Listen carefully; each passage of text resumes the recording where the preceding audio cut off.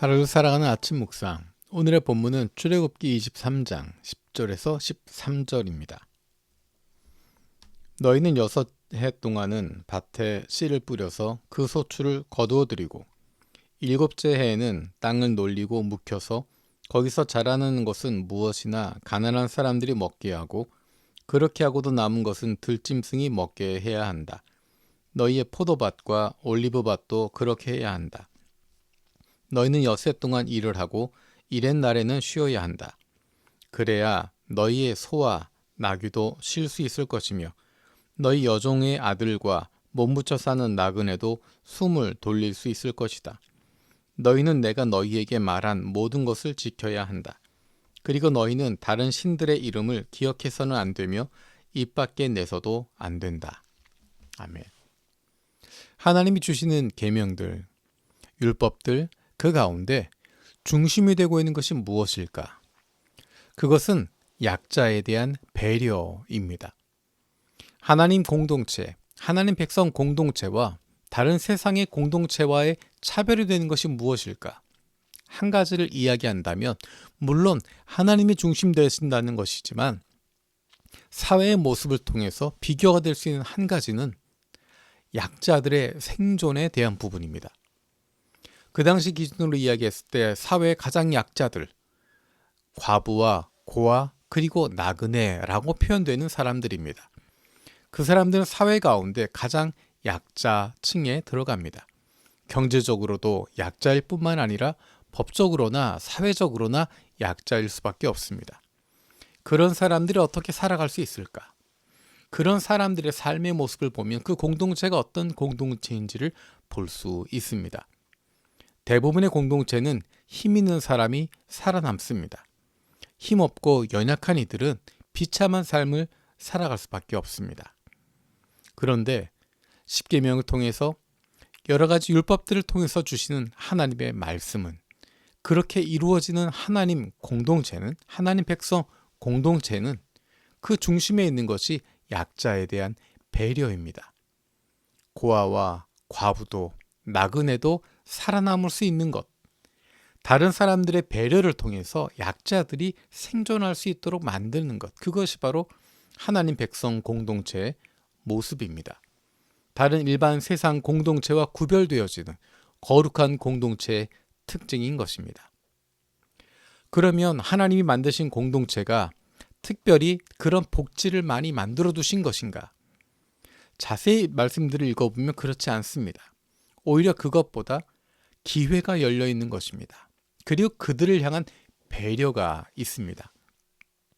우리의 가치관으로는 일을 할 때 모든 것을 다 끌어모으는 것입니다.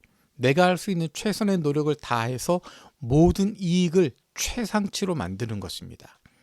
하지만 하나님은 그의 백성들에게, 그의 공동체에게 남겨두라고 이야기하십니다.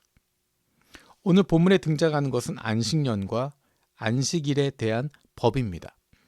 6해 동안은 농사를 열심히 짓지만 7째 해에는 그 땅을 그냥 내버려 두라는 것입니다.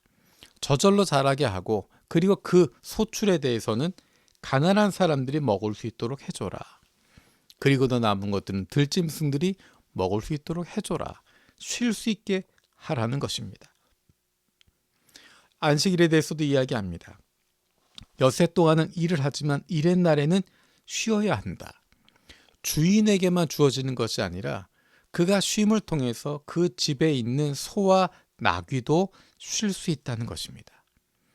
그 집에 있는 여종의 아들과 몸붙여 사는 나그네도 숨을 돌릴 수 있게 된다는 것입니다. 단순히 종교적인 이유를 위해서가 아니라 다른 약자를 돌아볼 수 있는, 배려할 수 있는 제도적인 방법들을 만들어 놓고 있습니다. 하나님 백성 공동체의 특징은 나만을 생각하는 것이 아니라 다른 사람들에 대한 배려를 하는 것입니다. 특별히 약자들에 대해서 배려하는 것입니다. 나쁜 사회는 힘있고 강한 사람이 모든 것을 갖는 사회입니다. 다른 사람과 경쟁할 능력이 없는 연약한 사람들이 힘들고 어려운 삶을 사는 사회는 불행한 사회일 수밖에 없습니다. 어떻게 하면 나만 생각하지 않고 다른 이들을 배려할 수 있을까? 어떻게 하면 6년 동안 땅을 열심히 가꾸고 일을 하지만 한 해 동안 그 땅을 비워둘 수 있을까? 어떻게 엿새 동안 일을 하지만 하루는 일하지 않고 그렇게 있을 수 있을까? 시간의 주인이 하나님이라는 것을 인정하면 가능해집니다. 이 모든 것이 내 노력의 결과가 아니라 하나님이 주신 복이라는 것을 인정할 때 가능할 수 있습니다.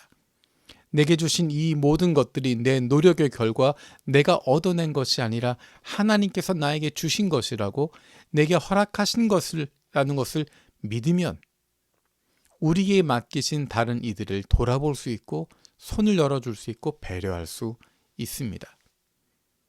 이 모든 것들이 내 능력의 결과, 내가 일한 만큼, 내가 뿌린 만큼 얻게 되는 것이 아니라 그보다 훨씬 더 많은 것을 우리에게 주셨음을 인정한다면 우리는 그것을 가지고 다른 이들을 돌아볼 수 있게 됩니다. 왜냐하면 이것들은 내 노력 이상으로 하나님께서 주신 것이기 때문에 다른 이들과 나누라고, 다른 이를 돌볼 수 있도록 우리에게 맡겨주신 것이기 때문입니다. 출애굽기 23장에 나와 있는 정의와 복지에 관한 법들을 읽어보면 무조건 가난한 사람의 편을 두는 것도 아니고 무조건 가난하다고 그에게 불리하게 판결 내려서도 안 된다라고 이야기합니다. 하나님의 공의로 판단해야 된다. 정의롭게 해야 된다. 하지만 거기 하나 더해진 것이 무엇이냐면 다른 이들을 배려해 주라는 것입니다. 내 이익을 위해서만 모든 것을 살아가는 것이 아니라 다른 이를 향해서 열려있는 마음, 베풀어주는 마음, 배려하는 마음을 품으라는 것입니다. 그런 마음을 가지고 있을 때 하나님 백성 공동체가 부드러워질 수 있고 서로를 돌아보는 공동체가 되는 것이고 함께 행복해질 수 있기 때문입니다.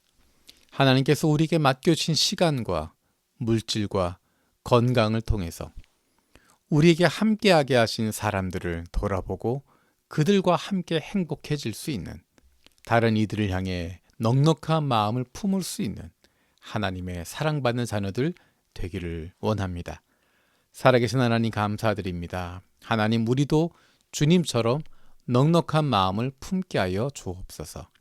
하나님이 우리의 공급자가 되시고 우리의 구원자가 되시고 우리에게 시간을 주시고 물질을 주시고 건강을 주셨음을 기억하며 우리에게 맡겨주신 시간을 가지고, 건강을 가지고, 물질을 가지고 조금 더 넉넉한 마음으로 다른 이들을 배려할 수 있는, 품어줄 수 있는 하나님의 사랑받는 자녀들 되게 하여 주옵소서.